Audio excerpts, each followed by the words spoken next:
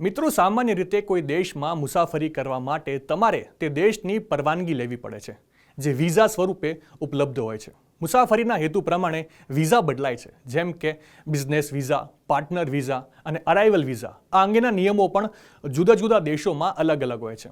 પરંતુ શું તમે ક્યારે સ્ટેપલ્ડ વિઝા નામ સાંભળ્યું છે? ચોક્કસથી. સાંભળવામાં થોડું અજીબ લાગે, પરંતુ આ પણ એક પ્રકારનો વિઝા છે. વાસ્તવમાં સ્ટેપલ્ડ વિઝા નિયમિત વિઝાની જેમ પાસપોર્ટ પર ચોંટાડવામાં આવતો નથી, પરંતુ તે એક અલગ કાગળનો ટુકડો હોય છે, જેમાં મુસાફરી સંબંધિત બધી માહિતી હોય છે.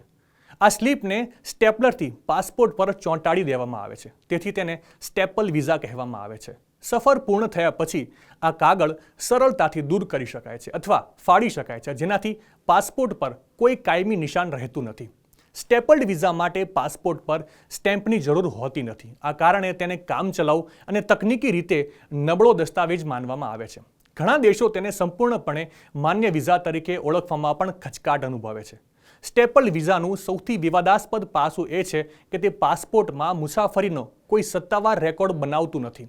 આ ખાલી જગ્યા ભવિષ્યમાં બીજા દેશની મુસાફરી અથવા વિઝા અરજીઓ દરમિયાન પ્રશ્નો ઊભા કરી શકે છે. ભૂતકાળમાં અરુણાચલ પ્રદેશ અને જમ્મુ કાશ્મીર અને કાશ્મીરથી ચીનની મુસાફરી કરતા ભારતીય નાગરિકોને એરપોર્ટ પર બોર્ડિંગ કરવાનો ઇનકાર કરવામાં આવ્યો હતો, કારણ કે તેમના પાસપોર્ટમાં સત્તાવાર વિઝા સ્ટેમ્પનો અભાવ હતો.